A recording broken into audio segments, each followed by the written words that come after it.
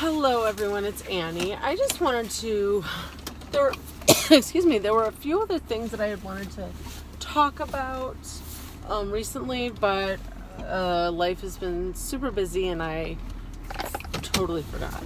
But one thing that has kind of been on my mind lately is just a couple things, like counseling, therapy, paradigms. So the first thing is like a discussion or kind of commentary that probably only would resonate with therapists, but just like many other disciplines, there are different paradigms. So for counseling, there's the psychodynamic, there's the cognitive behavioral therapy, all those types of paradigms, psychoanalytic. And I am just thinking, why, maybe there have been, but why are there no new paradigms in like 100 years? Or, at least over 50 years. I feel like all I've heard, now I may not be up to date on all the literature, but all I've heard is that,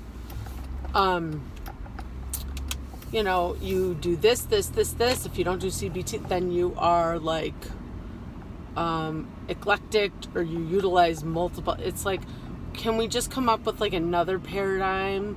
Like there's solution focused therapy. What about something else? I had a couple ideas, but right now I'm not certain how I would phrase it. The other thing that bothers me is when some patients, or just in general people, I hear like, oh, that community, they don't like therapy. They don't, agree with it. They think it's bad. And I feel like there needs to be some basic education as to what therapy is. It is not, when you say I don't agree with therapy, what does that mean? Therapy's talking. I could see if you say, oh, I don't agree with acupuncture, that type of therapy, or medication, or what. But therapy in and of itself is just basically talking through. And now I'm talking mostly about adult therapy and adolescent therapy, but it's mostly just talking through your problems, processing your emotions and your struggles with a third-party individual that is not related to your life and is not there to judge you, etc., etc. So I don't understand where the disconnect is. I feel like people who are generalizing, like, I don't agree with therapy, blah, blah, blah, are basically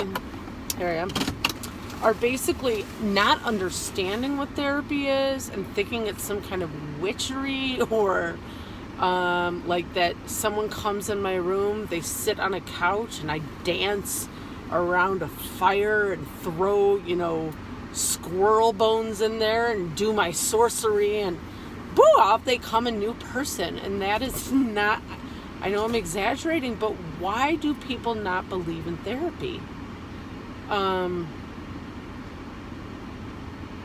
I can see, I know why. I know I'm kind of like playing dumb. I know why. But it's like, I want other people to understand why, and their denial and their fear, instead of just saying that it doesn't work and it's bogus. You have to try it first to say it doesn't work. And you have to try multiple therapists sometimes to find one that's best for you. Just like you have a headache and you try Tylenol, that doesn't work. You try Motrin, that doesn't work. You try Aleve, you know what I mean? Like, you don't just say, oh, I don't agree with treating headaches. It just doesn't work. Well, no one stops there. You go see a specialist. Maybe it's cluster headaches. Maybe it's a migraine.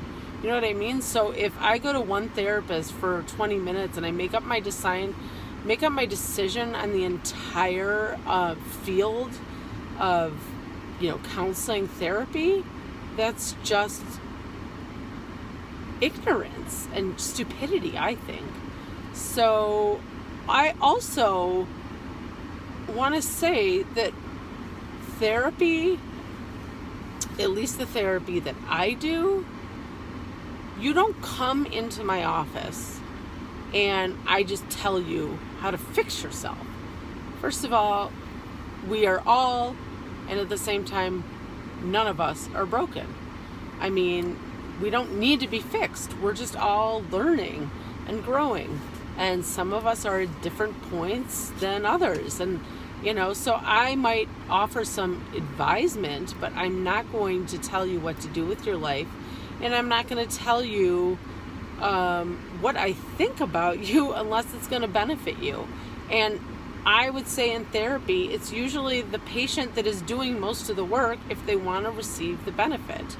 You cannot walk into a therapist's office as if you're walking into a PCP's office and expect to be cured after you're done.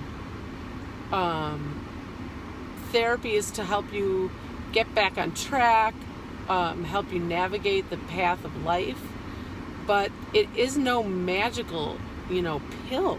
So I think this is just aggravating me because, especially with this pandemic year, so many people's mental health is suffering, and it's a shame that there are still people out there that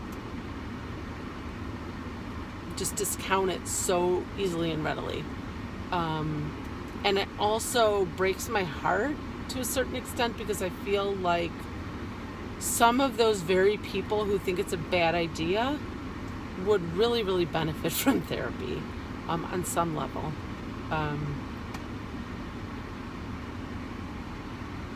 And I do know like some parents might not want their kids to go to therapy, grown kids or younger kids, but because they think they're going to badmouth parents.